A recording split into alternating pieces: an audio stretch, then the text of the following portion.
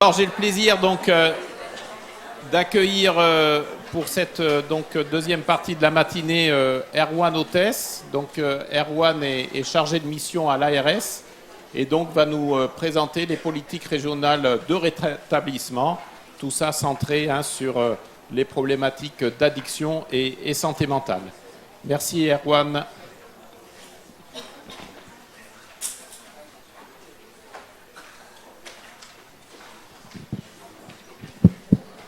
Bonjour à tous et à toutes. Merci pour m'avoir invité à cette matinée sur les liens entre précarité, santé mentale et addiction. Je vais essayer de vous présenter les politiques publiques régionales de rétablissement et à partir un peu d'un questionnement sur les points de vue des acteurs dans ces politiques. Alors, je pensais avoir une parole assez libre par rapport aux politiques régionales de l'ARS dont je fais partie, puisque c'est la journée du personnel de l'ARS, donc ils sont tous ailleurs aujourd'hui, ce 6 juin. Mais je constate que j'ai une collègue médecin présente dans la salle, en la personne d'Annie Burbeau, oui, qui est là. Donc je vais parler sous son contrôle ce matin. Et puis, en tout cas, on va parler à deux voix parce que la politique régionale d'accès aux soins, depuis 2016, on l'a pilotée ensemble, le PRAPS. J'y reviendrai. Et donc, n'hésite pas à m'interrompre si je dis des choses. Mais avant de rentrer dans les politiques régionales, je voulais juste éclaircir un peu la notion de point de vue, qui est une notion d'usage courant, qui est une notion commune, mais qui est aussi un peu théorisée, notamment dans l'ethnographie institutionnelle de Dorothy Smith, qui a fait l'objet d'ouvrage au Canada et puis plus récemment une traduction française. La notion de point de vue, en fait, elle permet de discuter un peu des politiques publiques, des savoirs, en partant de l'expérience des gens, de l'expérience vécue et du point de vue des personnes, pour pas être uniquement dans un niveau de discours un peu conceptuel, mais aussi en partant d'un certain nombre de regards qui participent aux politiques publiques, qui sont un regard aussi sur les politiques publiques, et puis certainement aussi que les politiques publiques, elles ont des effets sur le regard des acteurs qu'elles concernent. Donc c'est un peu ces choses-là que je vais essayer de discuter ce matin, mais Dorothy Smith, en fait, a fait sa carrière au Canada, et elle est partie en fait, du clivage entre sa position de chercheur académique, qui faisait de la sociologie toute la journée, et sa condition de femme, de mère monoparentale, où elle constatait des situations quotidiennes de domination et des jugements sur sa situation, notamment émanant de l'institution scolaire. Et en fait, elle a essayé de traiter un peu ce décalage à partir du point de vue des femmes et du point de vue des groupes opprimés. Donc c'est l'idée de partir un peu de la situation des personnes telles qu'elles sont vécues pour analyser des choses un peu plus larges. Et aussi dans l'ethnographie institutionnelle, il y a l'idée que finalement l'activité sociale est extrêmement régie par un nombre important de textes. Et elle insiste sur le rôle des textes, non seulement les lois, mais aussi toute une série d'outils. La discussion de ce matin, on a parlé, il y a eu une présentation épidémiologique sur les troubles des migrants.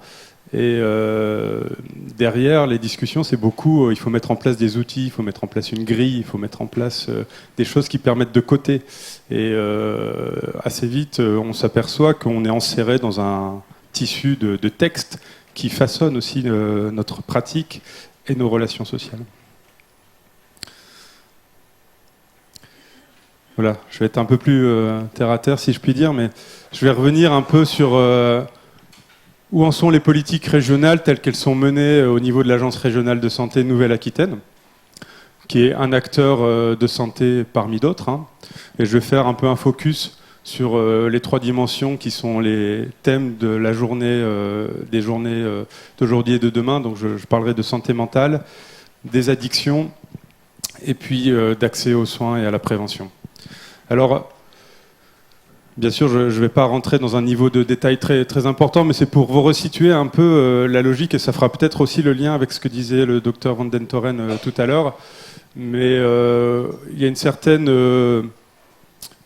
évolution des textes depuis 2016 qui concourt en ce moment à un bouger du référentiel en santé mentale, qui est encore un bouger à la marge, mais qui est quand même de plus en plus présent, qui peut-être alors découle de plusieurs sources hein, et d'une histoire un peu longue, mais on peut avoir un premier marqueur en plus qui a été produit localement entre guillemets, c'est le rapport sur la santé mentale du DGARS Michel Laforcade qui était sorti en 2016 et qui traitait de 3 thématiques hein, l'organisation territoriale des soins de santé mentale et des parcours de santé mentale. L'enjeu de réformer les métiers et les formations des professionnels de santé. Et toute une partie du rapport était centrée sur la citoyenneté et le droit des usagers. Et en fait, alors il y a beaucoup de rapports sur la santé mentale qui ont été faits hein, depuis les années 80, quasiment tous les 2 ans, à la demande des ministres successifs. Et pourquoi avoir demandé à un DGARS de faire ce rapport c'était, selon lui, hein, l'idée d'apporter un regard, parce que j'ai mis un regard DAS, Direction départementale des affaires sanitaires et sociales, mais qui était finalement une certaine vision des politiques publiques où était travaillé ensemble l'aspect santé, l'aspect social, en tout cas c'était les mêmes directions administratives, et aussi un regard qui portait à la fois des usagers jusqu'aux professionnels de santé, en laissant une place aux acteurs du sanitaire, aux acteurs sociaux et aussi aux acteurs médico-sociaux. Et donc cette vision un peu systémique des enjeux fait que découle une certaine logique d'organisation qui s'est traduite dans un décret du 27 juillet 2017 relatif au projet territorial de santé mentale. Certainement, certains d'entre vous y ont participé puisqu'il y a un PTSM par département et ils sont en cours d'élaboration sur la base d'un diagnostic et ces PTSM visent à organiser différents volets de l'accès aux soins des personnes avec des troubles de santé mentale et dans ces projets il y a systématiquement un volet précarité. Donc systématiquement il faut travailler la question de l'accès aux soins des plus précaires sur l'ensemble des territoires. Normalement, les PTSM sont faits à l'initiative des hôpitaux. Hein. C'est eux qui ont le leadership pour établir ces feuilles de route locales en partenariat très large avec des acteurs du logement, du social, de l'hébergement. Un autre document qui a découlé certainement de la philosophie du rapport de Michel Laforcade, c'est le projet régional de santé Nouvelle-Aquitaine 2018-2023. Donc il a été adopté l'an dernier et notamment il a un volet santé mentale qui a 5 objectifs cibles. Hein. Le repérage précoce des situations de troubles et notamment des crises suicidaires.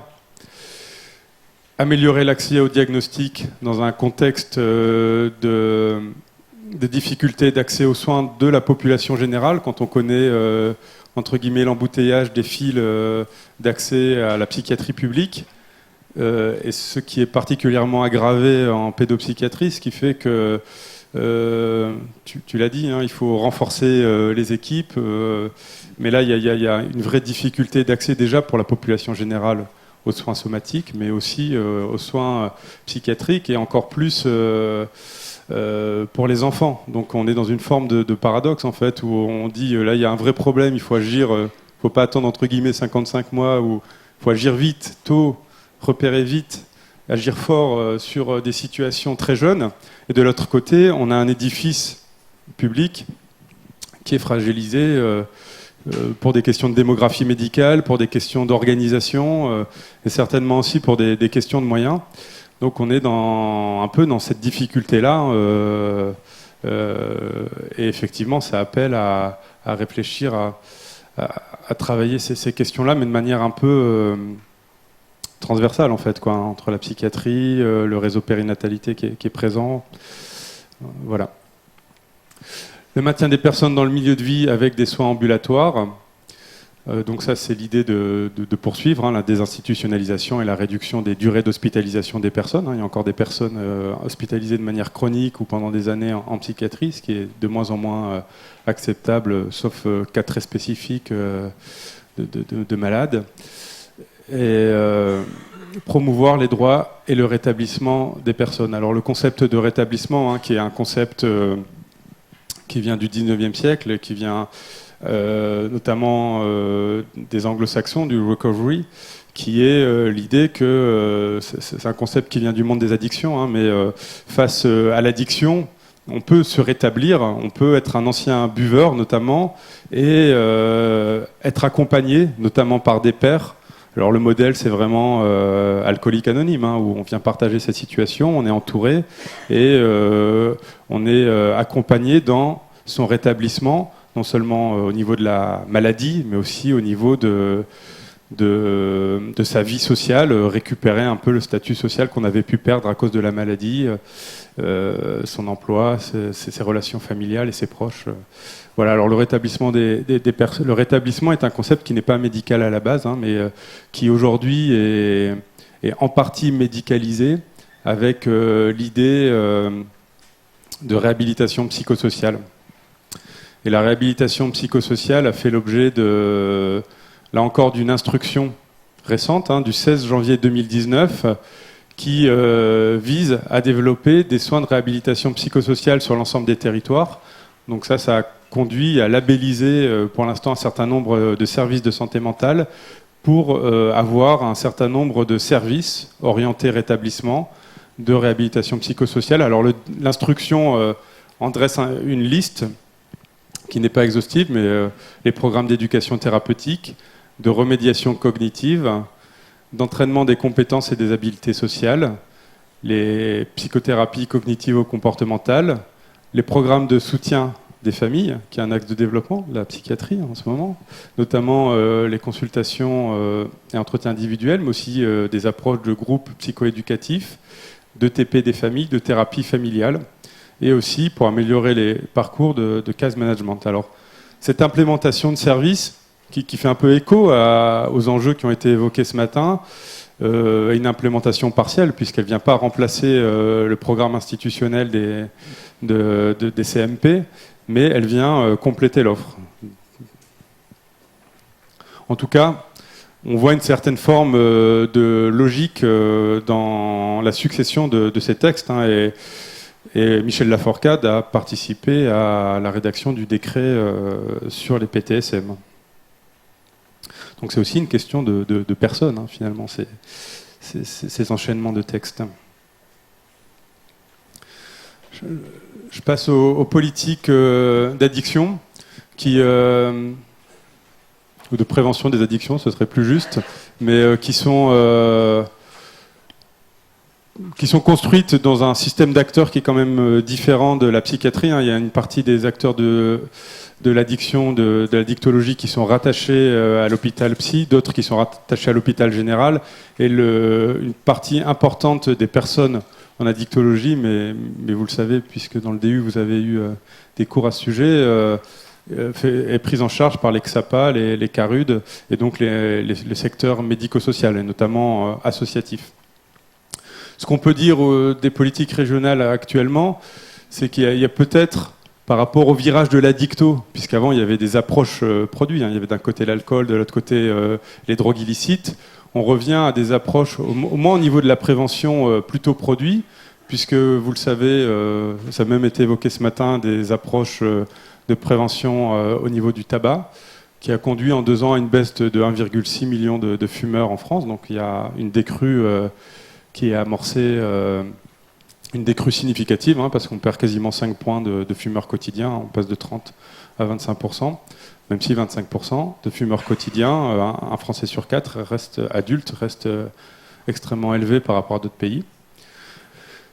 Il y a des questions plus spécifiques qui se posent autour aussi de l'alcool et notamment de comment finalement les prises en charge sociales sont impactées par l'usage d'alcool, qui, en étant travailleur social, n'a pas été confronté à des personnes qui avaient un trouble de l'usage, voire une dépendance à l'alcool. Là, les derniers chiffres de Santé publique France montrent que 5% de la population, 8% pardon, de la population adulte a une dépendance à l'alcool et 30% a des mésusages. Donc c'est un problème, c'est une épidémie d'alcoolisme qui n'est pas nouvelle en France, qui tend à se réduire d'ailleurs. Enfin là, ça stagne ces dernières années. Dans l'histoire longue, ça se réduit, mais ces dernières années, ça stagne. Et la question, c'est quand on prend en charge quelqu'un dans un centre d'hébergement, dans un CHRS, dans un parcours, et que le parcours finalement est mis en échec, le parcours d'insertion sociale, de quiétude dans le logement, de bonne volonté à suivre les conseils de son référent social ou d'insertion, sont en échec parce que la personne boit, eh ben, l'idée c'est on ne peut plus être dans une norme stricte de l'abstinence en disant soit vous arrêtez de boire, soit on vous exclut, ce qui fait encore partie d'un nombre important de règlements intérieurs, y compris de maisons relais, qui sont quand même censés être des lieux d'accueil des personnes avec leurs troubles, et on leur met en face de la maladie, puisque c'est une maladie, l'idée que s'ils ne jouent pas le jeu, on les exclut. Et donc l'idée qui fait son chemin de plus en plus, en lien aussi avec l'ISPED, puisque Linda Cambon a travaillé un projet marseillais et on va l'implémenter en Nouvelle-Aquitaine, de travailler sur la réduction des risques alcool, à savoir qu'on accepte que la personne boive, y compris puisse amener une bière dans un contexte institutionnel. Peut-être que les équipes du logement d'abord en parleront cet après-midi, mais qu'on accompagne ces consommations dans une logique de réduction des risques. Et quelque chose qui est aussi important dans la prévention des addictions, c'est le développement des actions appuyées sur les preuves et se dire que on met en place des actions qui ont prouvé leur efficacité. Et là, effectivement, on développe des programmes de compétences psychosociales dans un certain nombre de collèges. Je pense à Unplugged et d'autres programmes, Tabado, qui a été évalué par François Alla dans des centres de formation et d'apprentis. Mais l'idée, c'est qu'on met en place des programmes qui touchent le plus d'élèves possible et dont on sait qu'ils fonctionnent. D'ailleurs, je ne sais pas si vous l'avez vu, mais la MILDECA avec Santé publique France, vient d'évaluer 5 projets et ils sont en capacité de dire 3 projets fonctionnent, 2 projets sont contre-productifs. Donc attention à ce qu'on fait, quoi. C'est pas parce qu'on met de l'argent qu'on dit on va faire une action de prévention auprès des jeunes, notamment sur les questions d'addiction, que les choses fonctionnent. Il faut aussi, de même qu'il y a l'evidence-based medicine, faire un peu d'evidence-based policy et voir comment les actions qu'on met en place ou qu'on finance on a un niveau de preuve suffisamment élevé pour les tester et éventuellement les généraliser. Dans le secteur médico-social, un certain nombre d'équilibres ont été trouvés entre les traitements de substitution et les logiques d'abstinence, les files actives prises en charge en ambulatoire et celles en hébergement, donc des personnes qui sont traitées pour les addictions avec un hébergement en hospitalisation, en soins de suite ou dans des structures d'accueil type communauté thérapeutique, et des prises en charge individuelles et collectives, et un certain nombre d'actions qui se poursuivent avec le renforcement notamment des structures d'addicto vers les structures d'hébergement social type CHRS. Et puis peut-être ce qu'on voit aussi au niveau des addictions, en tout cas on le voit sur la région, c'est un retour des questions du recovery et du rétablissement, puisqu'il faut voir que c'est un modèle ancien, avec notamment l'AMPA, je ne sais pas s'il y a des personnes de l'AMPA dans la salle, mais il disait, nous, les pairs, les usagers pairs qui viennent aider les autres, on avait déjà un statut pour avoir ce type de personnes dans les années 60. Donc c'est pas forcément quelque chose de nouveau, l'idée que le groupe a un effet thérapeutique et les personnes qui sont passées par l'épreuve peuvent accompagner les personnes qui sont dans l'épreuve de la maladie. Mais aujourd'hui, il y a l'idée qu'entre les savoirs professionnels et les savoirs des personnes en rétablissement ou rétablies, des nouveaux équilibres peuvent se trouver. Juste pour citer quelques projets, le pôle de renforcement des compétences au CARUD La Case à Bordeaux travaille sur les compétences des personnes qui viennent au CARUD pour mettre en place un certain nombre d'actions et un peu, entre guillemets, confier les clés du CARUD aux personnes qui viennent.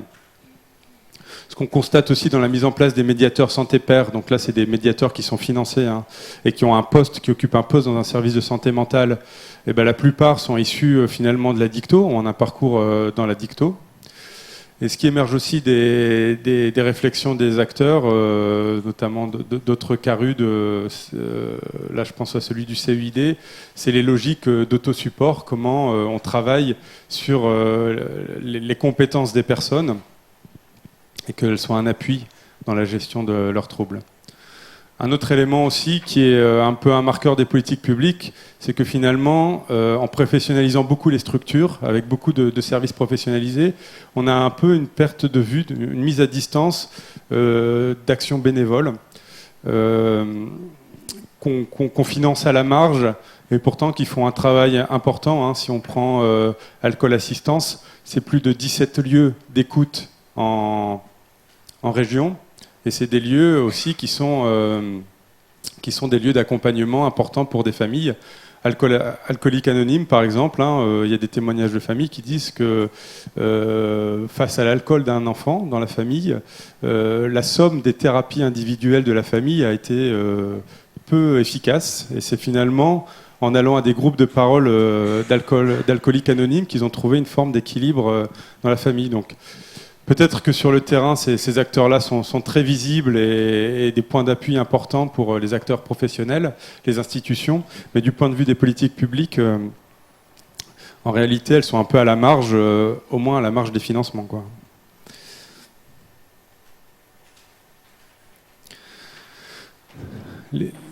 Un mot des politiques d'accès aux soins des plus démunis. Alors là, je vais parler avec Annie Burbeau.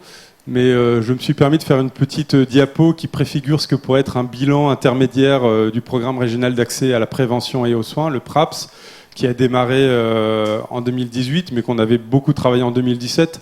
Donc là, on va arriver fin 2019, et finalement, au bout de 2-3 ans, on peut déjà commencer à faire un bilan des actions qui ont été mises en place. Donc le PRAPS, il fait partie du projet régional de santé.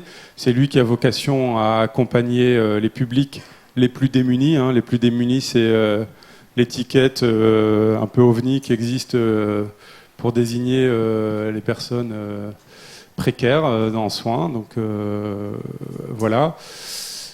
C'est peut-être pas très lisible, mais là, c'est les priorités d'action du PRAPS qui font l'objet de 13 priorités et qu'on peut retrouver sur le site de l'ARS. Mais si on fait le bilan de ces actions prioritaires à mi-parcours, on peut dire que des actions sont très bien engagées.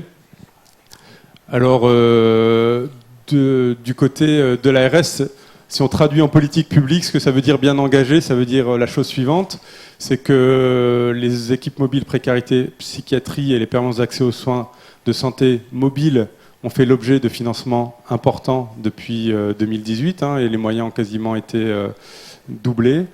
Et des équipes ont été créées, la mobilité des passes a été travaillée pour qu'elle ne soit pas un guichet à l'hôpital, mais qu'elle soit un dispositif qui soit dans les structures sociales et qui accompagne les personnes là où elles se trouvent, au moins dans l'amorce de l'accompagnement. Un autre projet qui est assez bien engagé avec la FNASAT, c'est les médiations sanitaires, qui faisait l'objet d'un article de loi, de la loi modernisant notre système de santé du 26 juin 2016, et qui consiste à créer des postes de médiateurs sanitaires pour des personnes qui n'iraient pas vers le soin. Puisque l'accès aux soins fait l'objet d'un certain nombre de freins, financiers notamment, mais pas que.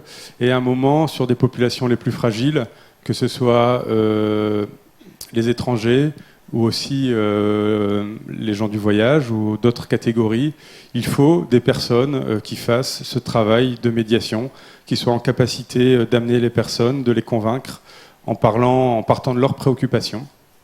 Et donc là, on est en train de financer un certain nombre d'associations membres de la Fédération des acteurs des gens du voyage, la FNASAT, pour disposer de médiateurs sanitaires, au moins un par département.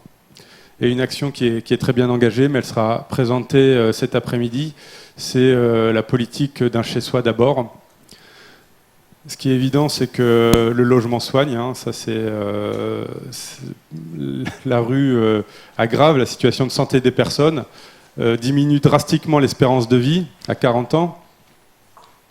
Mais le fait de disposer d'un logement stable et d'organiser l'accompagnement dans ce logement, plutôt que faire des briques d'accompagnement dans les foyers d'urgence, au guichet de l'hôpital, ou même dans des places de CHRS de quelques mois, et puis un repassage à la rue, repassage chez des tiers. Tout ça fragilise les personnes, ça a été largement dit ce matin. Donc l'idée, c'est qu'on fournit un logement sans condition, et on organise l'accompagnement dans ces structures, dans le logement avec des structures qui viennent. La seule difficulté par rapport à l'inconditionnalité de l'accès au logement d'abord, en France, il reste une seule condition quand même, hein, c'est d'avoir un titre de séjour pour accéder au logement. Et donc, ça n'épuise pas du tout la question d'un certain nombre de migrants déboutés du droit d'asile, où l'inconditionnalité, à un moment, trouve ses limites aussi dans des questions de statut de séjour. Et ça, les clés, à un moment, dépassent l'action locale et l'action sanitaire. Mais c'est une vraie difficulté. Hein. Ça, c'est pour les choses qui sont dans une forme de dynamique sur l'ensemble du territoire Nouvelle-Aquitaine. Il existe aussi des actions plus réduites, certaines expérimentales, certainement transférables, mais qui ne sont pas généralisées, voire qui ne seront pas généralisables. Notamment la Fédération des acteurs de solidarité est dans la salle, mais ça fait plusieurs années que la Fédération Addiction et la Fédération des acteurs de la solidarité organisent des formations croisées entre secteur de l'addicto et secteur de la précarité pour aboutir un peu à des échanges et des outils communs. À plusieurs endroits de la région se mettent en place aussi avec ATD Carmonde des formations de croisement des savoirs qui mobilisent des personnes en situation de précarité, des professionnels et des élus locaux pour échanger ensemble sur la manière d'organiser les services de soins, les services sociaux du territoire. Donc ça se met en place en Creuse, ça se met en place avec le CCAS de Bayonne par exemple, et c'est des actions qui certainement améliorent la qualité de service. Effectivement, la qualité de service, la qualité de vie sont des jugements importants pour l'accompagnement des personnes. Et puis aussi, plusieurs actions concourent à la reconnaissance des savoirs des personnes expérientielles et de pairs aidants. Donc, par exemple, l'ensemble des structures en région qui portent des appartements de coordination thérapeutique forment leur personnel au développement du pouvoir d'agir, ou encore les projets d'accompagnement à l'autonomie en santé. L'association AIDE est dans une logique d'accompagner les travailleurs du sexe dans plusieurs départements en région sur leur autonomie en santé. En revanche, il reste certainement quelques friches. De mon point de vue, hein, là je l'assume, parce que peut-être que c'est un manque de vision partagée au sein de l'ARS, ou peut-être que c'est quelque chose qui n'est pas visible au niveau du PRAPS. Alors que c'est un enjeu important noté dans les rapports en santé mentale et dans d'autres rapports, la question des pratiques professionnelles inclusives et finalement comment se construit le rapport aux personnes reste quelque chose qui mérite d'être travaillé encore. J'entendais les discussions tout à l'heure sur il faut des outils de repérage de la précarité, il faut qu'on ait des grilles communes, partagées. Mais à un moment, c'est aussi de l'expérience du professionnel, de sa qualité, de ses compétences qui font qu'on repère une situation de précarité, même parfois derrière des discours écrans. Mais c'est finalement la capacité des professionnels à être dans une forme d'accueil de l'écoute, d'accueil de la parole des personnes, qui fait qu'on peut arriver à des pratiques professionnelles plus inclusives. En tout cas, au niveau du PRAPS, malgré les contacts qu'on a eus avec un certain nombre d'IRTS, on est un peu en retrait sur cette question-là. Et puis certainement, quelque chose qui est un peu plus systémique dans l'élaboration de la politique publique régionale d'accès aux soins, il faut l'assumer aussi, mais il y a une certaine forme de faiblesse méthodologique qui consiste à un manque de cohérence en matière de lutte contre les inégalités sociales et territoriales de santé. On est en capacité de faire un recueil d'actions prioritaires en disant il faut travailler sur ces enjeux-là, mais on arrive peut-être à un catalogue d'actions qui est décorrélé des besoins des territoires, et au final on renforce un certain nombre de dispositifs, mais on n'a pas de vision correctrice des inégalités sociales de santé. Autrement dit, on le fait un peu au doigt mouillé, quoi. Contrairement à d'autres pays qui font clairement le choix d'avoir des stratégies de santé inclusives qui se fondent sur des corrections par rapport à la population générale. Pour vous donner un exemple, en Australie, par rapport aux aborigènes, ils ont une stratégie qui dit on va réduire les inégalités de santé, d'espérance de vie, et chaque année, ils comparent l'écart entre la population générale et l'espérance de vie des aborigènes, et ils voient si ça se réduise. Donc ils ont une pensée un peu systémique des actions qu'ils mettent en place pour corriger les inégalités sociales de santé. Et ça, en France, on le fait encore peu. C'est pas dans les feuilles de route nationales, à ma connaissance, où, à part sur le tabac, on a un peu des objectifs, mais sinon, non.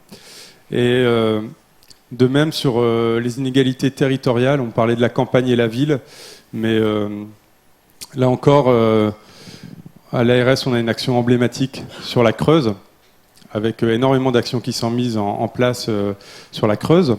Et c'est vrai qu'il y a des besoins avérés par rapport à la situation socio-sanitaire de ce territoire, mais on n'a pas de politique systématique de zonage des actions. Je suis peut-être un peu lent. J'ai 5 minutes. J'ai plus beaucoup de diapos. Quelle perspective pour les politiques régionales ? Eh bien, il s'agit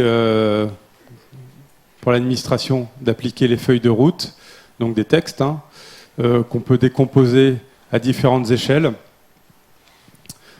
Donc la feuille de route psychiatrie, qui a été annoncée par la ministre l'année dernière, qui a été retravaillée là en début d'année. La stratégie de lutte contre la pauvreté, qui dépasse le cadre de la santé, mais qui a un volet sanitaire un peu résiduel, il faut le dire, mais dans la stratégie de lutte contre la pauvreté, notamment qui cible les enfants, il y a l'idée de développer des structures médico-sociales, les lits halte soins santé, les lits d'accueil médicalisés, les appartements de coordination thérapeutique, avec la création d'une centaine de places en région dans les 5 ans qui viennent. Il existe un groupe de travail actuellement, certains d'entre vous participent peut-être, et tout ça est piloté par la préfecture. Régional, mais c'est le projet régional de santé, en collaboration avec d'autres documents, la feuille de route régionale de la stratégie de lutte contre la pauvreté en cours d'élaboration, la feuille de route santé du conseil régional, qui a été écrite aussi il y a 2 ans, et puis certainement dans les jeux d'échelle, des articulations avec les cadrages locaux, que ce soit les cadrages départementaux avec un certain nombre de schémas, mais notamment de protection de l'enfance, les conseils locaux de santé, les conseils locaux de santé mentale. Et d'ailleurs, oui, elle a été votée. La dernière loi reconnaît une compétence santé des collectivités locales, notamment des communes, sans toutefois attribuer des moyens spécifiques. Et puis un autre volet de l'administration, en lien avec les acteurs sur le terrain, c'est certainement de soutenir les innovations et de contribuer à innover avec la mécanique de l'article 51, qui est un dispositif qui valorise des expérimentations, donc qui est une forme d'appel à projet permanent pour soutenir des expérimentations, des appels à projets, notamment sur le trauma. Alors bon, en région, on n'a pas été retenu au dernier appel à projet, mais la question du trauma et d'une prise en charge spécifique a fait l'objet d'un appel à projet et on fera l'appel d'autres. fera l'objet d'autres appels à projets. La question de l'interprétariat en santé aussi, où on avance lentement par rapport aux enjeux qui sont maintenant bien connus, mais qui ne font pas l'objet encore d'une politique publique claire, lisible et efficace sur ces questions-là. Et puis aussi innover, c'est transcrire dans les politiques publiques des recherches académiques, des recherches interventionnelles et aussi des dispositifs prometteurs sur le terrain. Quelques perspectives en matière d'accès aux soins. Donc là, c'était un rapport qui a été remis par le docteur Godard, qui est psychiatre au CH de Pau, et qui a fait un tour des 12 départements l'année dernière pour remettre des préconisations au directeur général de l'ARS sur la manière de travailler entre acteurs du sanitaire, du social et de la dicto, sur le modèle de ce qu'il avait mis en place, qu'il avait contribué à mettre en place à Pau, en Pyrénées-Atlantiques. Donc, il y a dans les groupes qui travaillent sur les PTSM une appétence, certes variable, mais qui existe pour les partenariats qui associent sanitaire, secteur médico-social et social. Ces partenariats ne seront pas sur un mode hégémonique, comme nous avons pu le connaître, mais sur un mode collaboratif. Donc ça, c'est les constats qu'il fait après avoir rencontré un certain nombre d'acteurs. Le mode hégémonique, c'est le mode hégémonique dans son discours de la psychiatrie. Et il a proposé un certain nombre d'outils visant à renforcer les pratiques de collaboration entre le sanitaire et le social, notamment pour les acteurs de terrain sur aller vers et la mise en place de coopération. Donc juste pour les citer.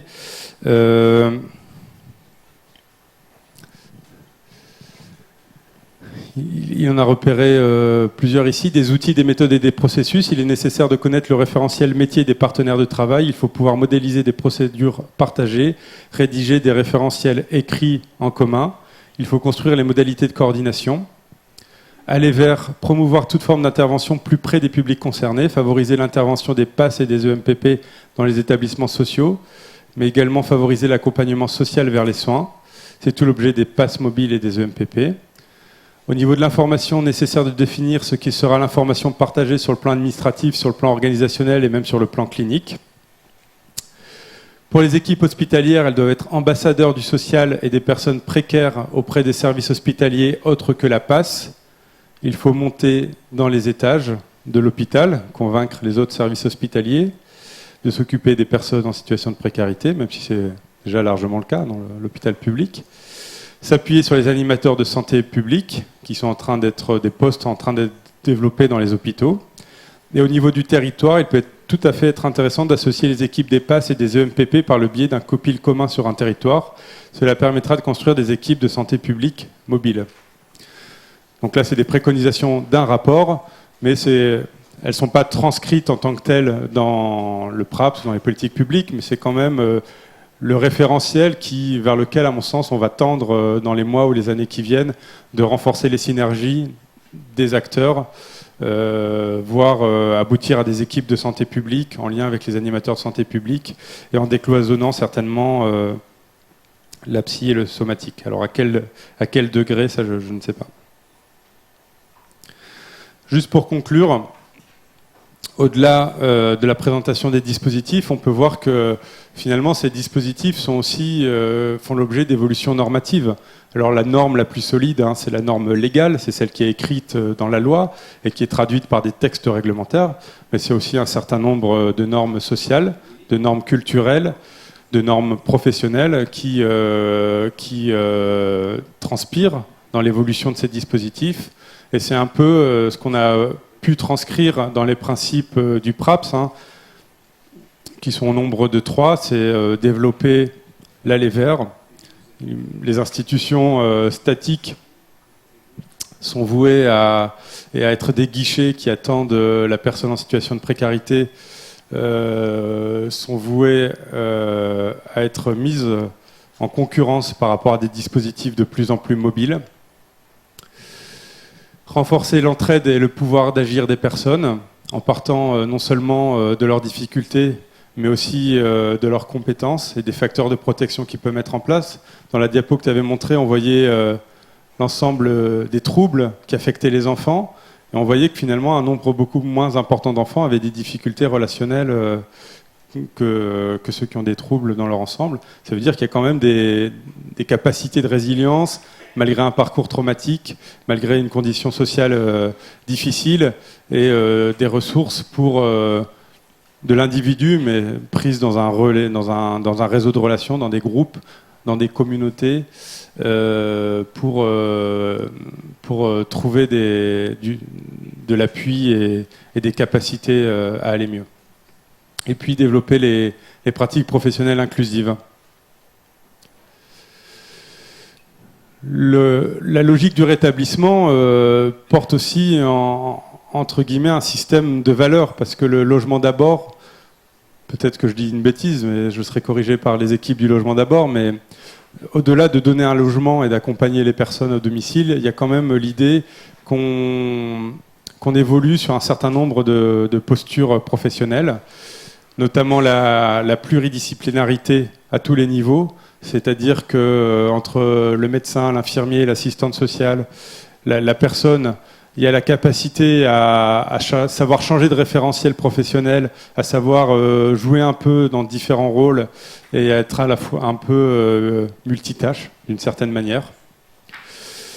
L'accès direct au logement sans condition, sauf sur la condition de séjour, la participation des usagers, la liberté de choix et l'autodétermination à être accompagnés, la notion de parcours, la promotion de la santé et de la santé mentale. Tout ça construit un système de valeurs qui fait qu'on travaille un peu différemment, et toutes les équipes qui se sont engagées dans le logement d'abord, parce qu'il y a Bordeaux, mais il y a aussi des villes en Nouvelle-Aquitaine qui ont été formées par les équipes du Chez Soi d'abord de Marseille, disent ça a été un peu un révélateur pour nous d'une manière de travailler différemment. Et certainement que les politiques publiques jouent un rôle sur l'évolution du point de vue des acteurs. Donc là, c'est très schématique, mais si on reprend une espèce de triade entre les malades, les professionnels et les institutionnels, dans lequel on peut certainement inclure les administrations, les élus, en tout cas ceux qui contribuent aux politiques publiques, le changement en cours de référentiel des politiques publiques induit que les acteurs changent de perception sur leur propre situation, que ce soit les malades qui ont un autre regard, ont une valorisation de leur savoir, peuvent devenir des professionnels de la paire aidance, peuvent accompagner des tiers, peuvent être des compagnons de route d'autres malades. On passe d'un statut, entre guillemets, de l'écoute de la plainte à la reconnaissance de ses savoirs, et certainement aussi l'injonction qui va devenir de plus en plus importante de changement des pratiques professionnelles va venir réinterroger son propre rôle, que ce soit dans le secteur social ou le secteur sanitaire. Voilà, j'en ai fini pour cette présentation. Merci de votre attention.